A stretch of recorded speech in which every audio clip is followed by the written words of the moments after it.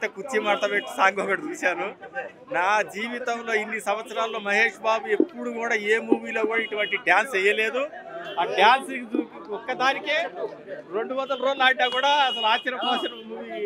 అంత సంతోషంగా అనిపిస్తుంది. అసలు మహేష్ బాబు అసలు డ్యాన్స్ రాదని చాలా మంది విమర్శ చేశారు. ఈ సినిమా చూసిన తర్వాత ఎవరన్నా మహేష్ బాబుకి డ్యాన్స్ రాలేదంటే వాటి మేము మడత పెట్టే రోజులు దగ్గరకు వచ్చింది. చాలా బాగున్నాయి ఫైట్స్ కానీ మూవీ కానీ అంతా ఎక్సలెంట్గా ఉంది.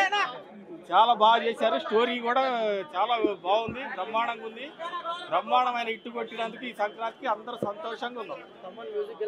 తమిళ్ బ్యాక్గ్రౌండ్ స్కోర్ అదిరిపోయింది అసలు.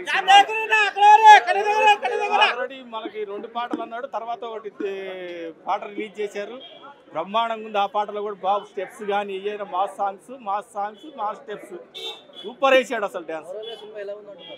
ఓవరాల్గా సినిమాకి 10కి 9 రేటింగ్ ఇవ్వచ్చు. మహేష్ బాబు ఆయన లుక్ గురించి మనం మాట్లాడక్కర్లేదు. చాలా బాగుంది. Mother sentiment bro, simply mother sentiment. Trivikram writings చాలా స్ట్రేంజ్గా ఉంటాయి. అంటే బాగాలేదని చెప్పట్లేదు.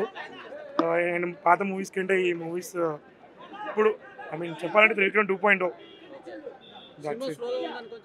స్లో ఏం లేదు bro. From beginning to end Mahesh Babu one mind zone. సింపుల్గా చెప్తున్నాం కదా, ఫైట్స్ కానీ డ్యాన్స్ కానీ పంచెస్ కానీ ఎక్కడికక్కడ అసలు above reach. And Mahesh Babu fans పక్కా ఈసారి ఇచ్చి they got impressed with Thaman work. ఎప్పుడు డిసప్పాయింట్ అయ్యి ట్విట్టర్లో ట్రెండ్ చేస్తుంటారు కదా, బట్ ఈసారి అలా కాదు.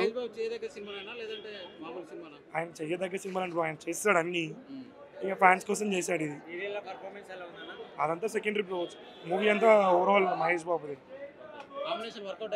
డెఫినెట్లీ అతడు, కలేజా అవి క్లాసిక్స్ చెప్పాలంటే. Like slow elevations, full of story. But ఇది totally different compare to those 2 movies. Thank you.